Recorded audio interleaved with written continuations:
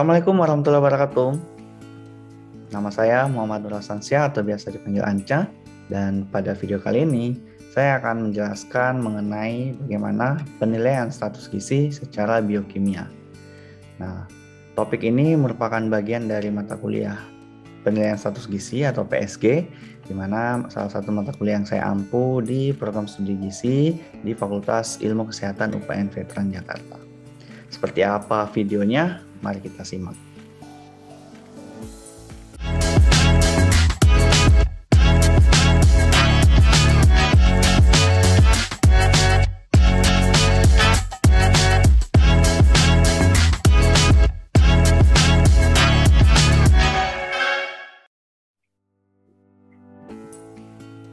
Baik, adapun tujuan pembelajaran dari perkuliahan hari ini diharapkan mahasiswa mampu menjelaskan konsep pengkajian biokimia itu sendiri, kemudian mahasiswa mampu menjelaskan bagaimana pengkajian biokimia zat gizi makro, dan tentu saja bagaimana pengkajian biokimia untuk zat gizi mikro. Jadi 3 hal ini diharapkan dapat tercapai setelah mahasiswa mengikuti perkuliahan ini. Adapun outline dari perkuliahan saya pada hari ini diawali oleh pendahuluan, kemudian kita akan masuk bagaimana konsep PSG secara biokimia dan indikator biokimia apa saja yang dapat digunakan dalam menilai status gizi. Tentu saja kita gunakan ini berdasarkan zat gizinya, baik itu zat gizi makro dan zat gizi mikro. Nanti saya akan memberikan beberapa contoh untuk zat gizi makro dan juga zat gizi mikro. Nah, sebelum kita lanjut, saya ingin teman-teman menjawab beberapa pertanyaan di sini. Ya, ada berapa metode dalam penilaian status gizi. Silakan nanti diisi pada link. Ya, saya sudah siapkan. Jadi teman-teman tinggal menuliskan saja. Kemudian saya ingin flashback kembali bahwa kita ketahui bersama dalam stage of malnutrition atau tahapan terjadinya masalah gizi atau malnutrisi itu ada 8 ya, mulai dari tahapan 1 dietary inadequacy, kemudian tahapan 2 itu change of level ketersediaan di dalam jaringan, kemudian di tahapan 3 bagaimana ketersediaan di cairan tubuh, kemudian di tahapan 4 gimana perubahan ya dari fungsi dari beberapa jaringan. Di tahapan kelima itu ada bagaimana perubahan zat gizi, fungsi dari zat gizi itu mengenai enzim, kemudian adanya perubahan fungsional, terjadi masalah tanda-tanda klinis di stage yang ke-7 dan stage yang ke-8 adanya tanda-tanda anatomi atau anatomical signs. Jadi ada 8 stage ya terjadinya malnutrition. Nah, berkaitan dengan hal tersebut, saya ingin teman-teman menuliskan pada tahapan berapa saja sih ya yang memerlukan PSG secara biokimia untuk mengidentifikasi masalah-masalah gizi tadi atau bagian dari stage of malnutrition tadi. Pada tahapan berapa saja kita perlu menggunakan metode biokimia ini. Silakan nanti juga dijawab pada linknya.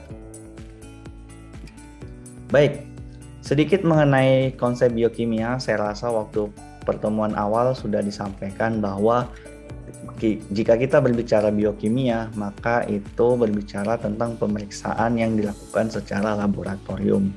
Jadi ada beberapa spesimen atau objek ya yang diuji, yang dibawa ke laboratorium. Jadi kata kuncinya adalah di sini pemeriksaan secara laboratorium. Nah, objek-objek itu bisa terdiri dari berbagai macam jaringan tubuh, mulai dari darah, kemudian rambut, kulit, dan lain-lain. Ada banyak yang bisa kita periksa ya, termasuk juga urin. Jadi teman-teman, jika kita berbicara biokimia, intinya adalah bagaimana pemeriksaan ini dilakukan di laboratorium dengan berbagai macam spesimen atau objek dari jaringan tubuh itu sendiri. Nah, tentu saja kenapa sih kita memerlukan pemeriksaan biokimia? Seperti yang sudah saya sebutkan sebelumnya, bahwa dalam tahapan perkembangan malnutrition atau dalam stage of malnutrition, dalam beberapa tahap itu dapat diidentifikasi dengan menggunakan metode laboratorium.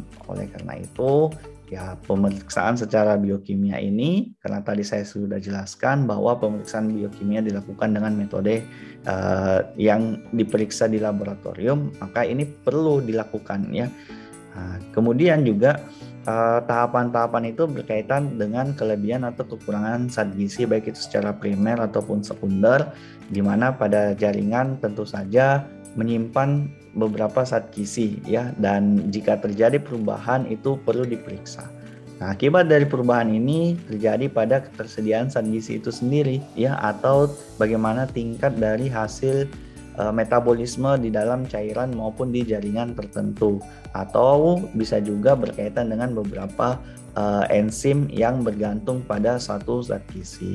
Jadi ada beberapa tahap tadi yang berkaitan dengan pemeriksaan laboratorium ya di dalam stage malnutrition. Oleh karena itu memang karena proses terjadinya masalah gizi itu sangat panjang ya, tidak langsung misalnya orang gemuk, misalnya orang yang tiba-tibanya normal status gizinya dalam 1-2 hari akan terjadi perubahan, tidak seperti itu. Jadi ada beberapa tahapan, dan dalam proses tahapan tersebut kita bisa menilai ya apakah sudah ada masalah atau tidak melalui ya tadi pemeriksaan secara biokimia ini.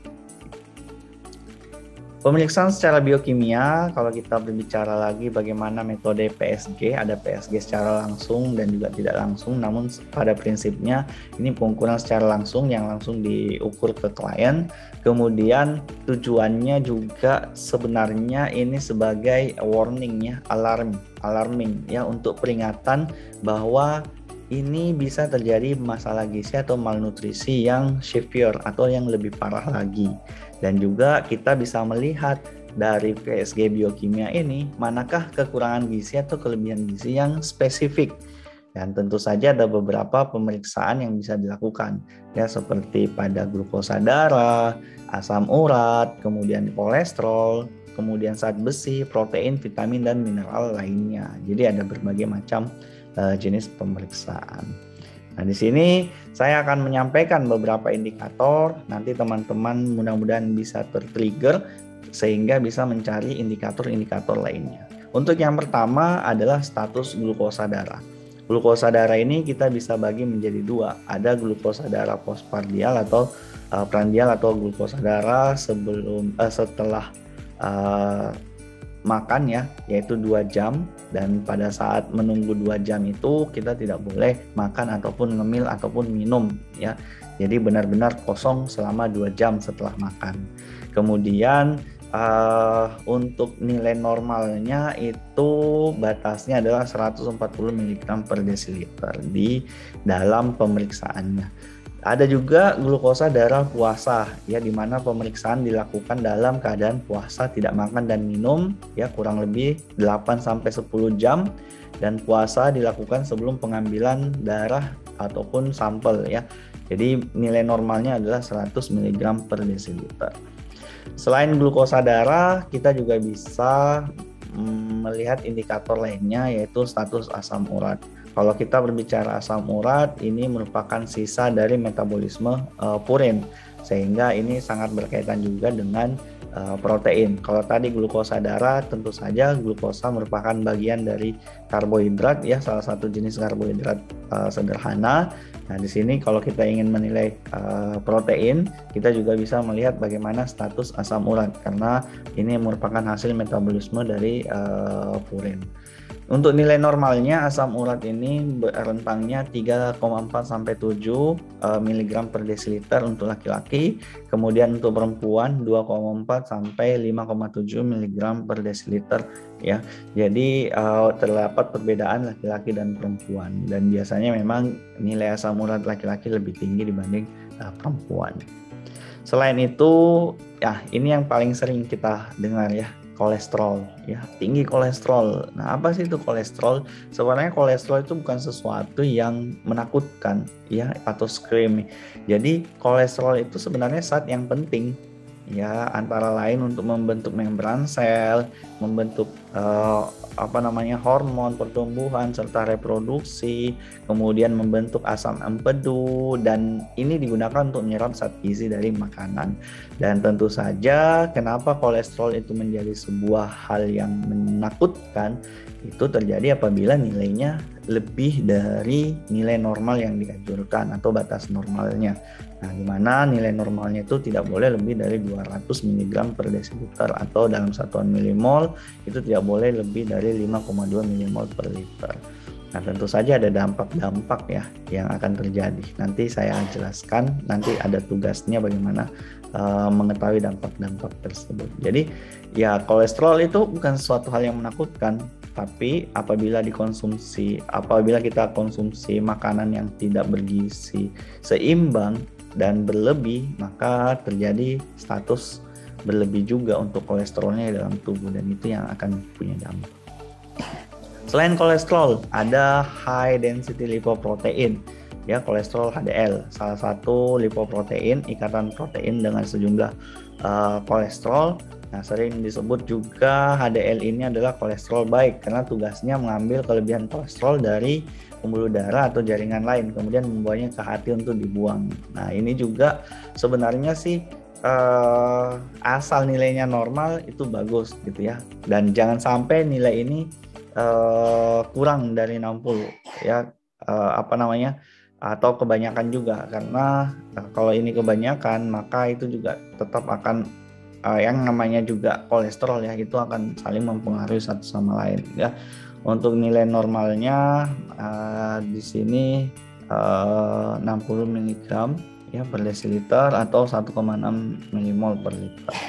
Kemudian ada juga kolesterol LDL ya, low density lipoprotein, sama dengan HDL, tapi ini kebalikannya. Sering kita sebut kolesterol bad kolesterol atau kolesterol jahat, karena fungsinya itu kebalikannya ya, dari hati menuju pembuluh darah ya, atau jaringan untuk pembentukan di membran sel.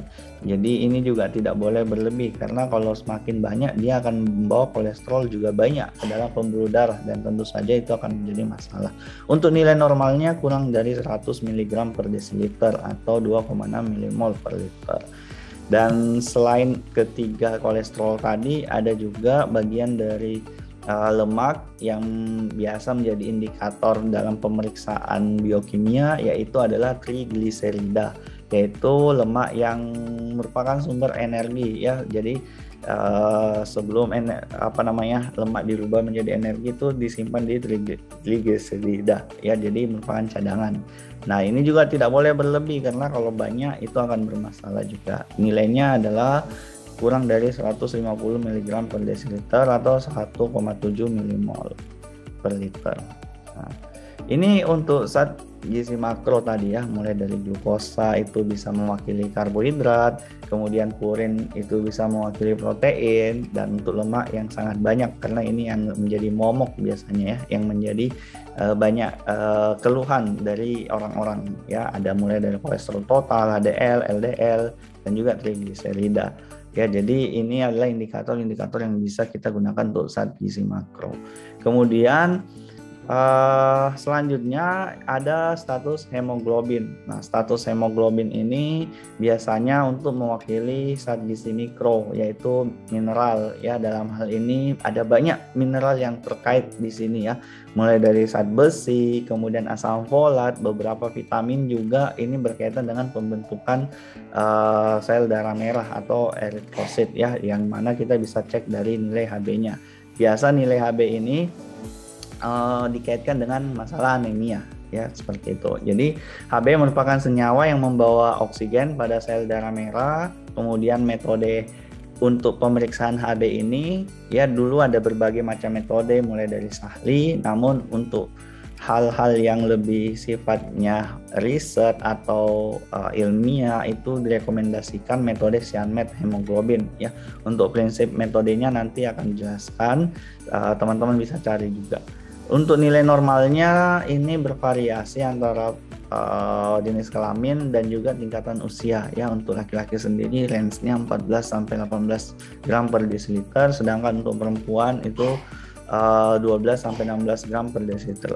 Untuk kondisi-kondisi tertentu seperti kehamilan itu juga punya nilai Hb sendiri, yaitu 11,5 gram per desiliter. Untuk remaja itu remaja wanita biasanya juga 12. Jadi nilai normalnya bervariasi ya, tergantung dari jenis kelamin, usia maupun juga kondisi-kondisi fisiologis tubuh.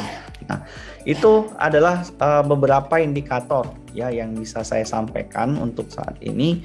Jadi ini mudah-mudahan bisa men-trigger teman-teman semua untuk mencari lebih jauh lagi apa saja sih indikator yang ada atau indikator-indikator biokimia yang bisa kita gunakan. Nah, dalam kaitannya dengan hal tersebut, saya akan memberikan tugas kepada teman-teman. Untuk tugas ini ya seperti ini, apa saja objek yang dapat dijadikan pemeriksaan biokimia selain darah, kemudian bagaimana interpretasi ya dari hasil pemeriksaan indikator biokimia yang sudah saya sampaikan tadi. Jadi ini akan saya upload juga ke dalam link, jadi teman-teman dapat mengerjakan tugasnya di situ. Ini adalah referensi yang saya gunakan ya, mulai dari handbook dari training, kemudian buku Gibson dan juga buku yang lainnya. Oke, saya rasa itu saja yang bisa dapat saya sampaikan kepada teman-teman sebagai pengantar. Selanjutnya kita akan diskusi tanya jawab ya pada perkuliahan. Semoga video ini membantu. Terima kasih. Kurang lebihnya mohon dimaafkan. Saya akhiri dengan ucapan wabillahi taufiq wal hidayah. Assalamualaikum warahmatullahi wabarakatuh dan sampai jumpa lagi.